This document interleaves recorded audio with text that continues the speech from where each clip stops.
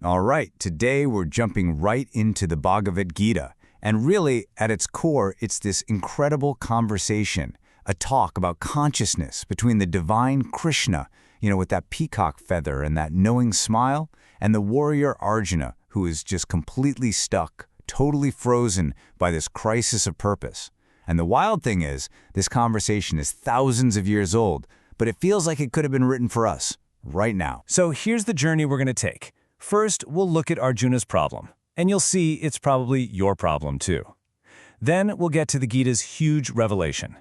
From there, we'll check out two paths for living this truth, one through selfless action, the other through absolute devotion.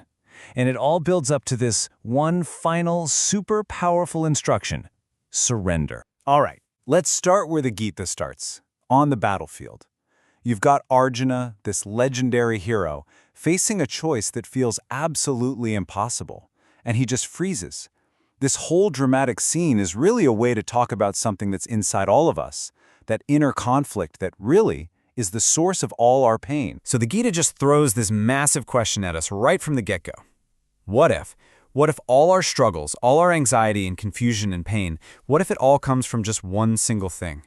And Arjuna, totally paralyzed by despair, he's basically us. He's the perfect stand-in for anyone who's ever felt completely lost. And Krishna's answer? It's so simple, it's almost a shock. He says the problem isn't your situation. It's not your enemies, it's not bad luck. No, the only problem is wrong thinking. That's it. All that chaos and turmoil, it starts and it ends right between your ears. And that's exactly why Arjuna feels so real to us, right? He's not just some character from an old story, he is the human mind. He's our mind, conflicted, totally wrapped up in how things will turn out, and just lost in a fog that it created for itself.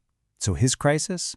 Yeah, that's our crisis. Okay, so if the big problem is just wrong thinking, well, then the solution has to be right thinking, right?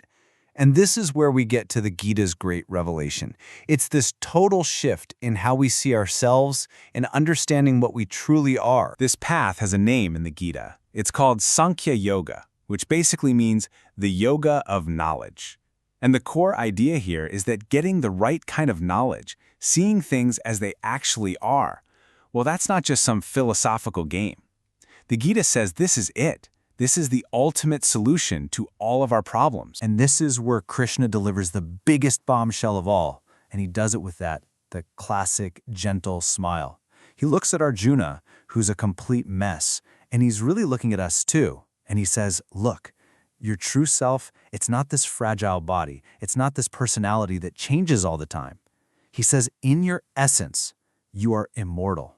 You are God. So our job then is to really learn the difference between these two identities we all have. You've got the ego, that little me that's always feeling separate and kind of small and, frankly, pretty scared. And then there's this other thing, this vast, totally calm higher consciousness that is what we really are.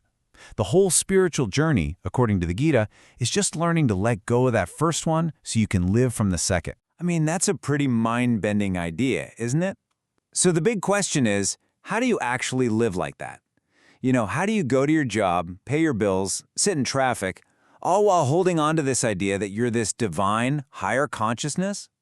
Well, Krishna's first path is all about how you act in the world. And this is what's called karma yoga, the yoga of selfless action. Now, this isn't about becoming lazy or doing less. It's about acting in a totally different way. So rule number 1, act, but don't get hung up on the results. Just do the work because the work needs to be done.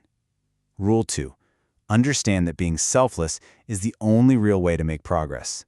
And finally, number 3, start seeing every single thing you do, your job, making dinner, whatever, as an offering, like an act of prayer. And this leads to this really beautiful kind of paradoxical idea, the beauty of purposelessness.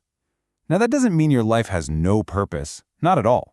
It means finding the freedom that comes when you stop constantly, anxiously chasing a specific result.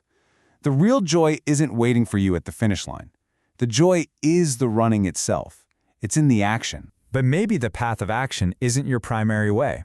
That's okay, because Krishna offers another, equally powerful path. This one shifts the focus away from what you do with your hands and puts it squarely on your heart. This is the path of absolute devotion, and it's all about the power of love and focus. This is called Bhakti Yoga, and it's built on this one simple but totally profound idea. Love isn't just something you feel sometimes. It is your life. It is the very stuff you're made of. So the whole practice of Bhakti Yoga is just choosing where you aim all of that incredible energy. So Krishna lays out a very clear 3-step practice for Arjuna. Step 1, fix your mind on me. That means just constantly, gently bringing your thoughts back to the divine. Step 2, live in me always. Try to feel that divine presence with you in every single moment. And step 3, work for me. Turn every single thing you do into an offering. It's basically a blueprint for how to just immerse yourself completely in love. So we've got the path of knowledge, the path of action, and the path of devotion. And now, Krishna brings them all together. He offers one final, ultimate instruction that sits on top of everything else. This is the peak of the mountain. It's the great letting go. After all this deep, profound philosophy, the very last piece of advice is the simplest one. And yet, somehow, it's also the hardest. Krishna says, drop everything. Drop the philosophies, drop the techniques, drop the struggle and the trying so hard. Just let it all go. Simply surrender. And this comes with a divine promise. See, this isn't the kind of surrender where you've given up or been defeated. No, this is the surrender of complete and total trust. It's when you finally realize that the little struggling ego, it just can't fix itself. And by letting go, by entrusting yourself to that higher consciousness, Krishna promises, I will liberate you. That's the deal. So this whole journey leaves us with this one final, really profound question to chew on. We spend our entire lives building up, defending, and polishing this little thing we call me, our ego. But the Gita asks, what happens when that finally dissolves? When the ego just melts away? What's left? And the answer the Gita gives is, well, what's left is everything. Just pure existence, boundless, eternal, and completely, utterly free.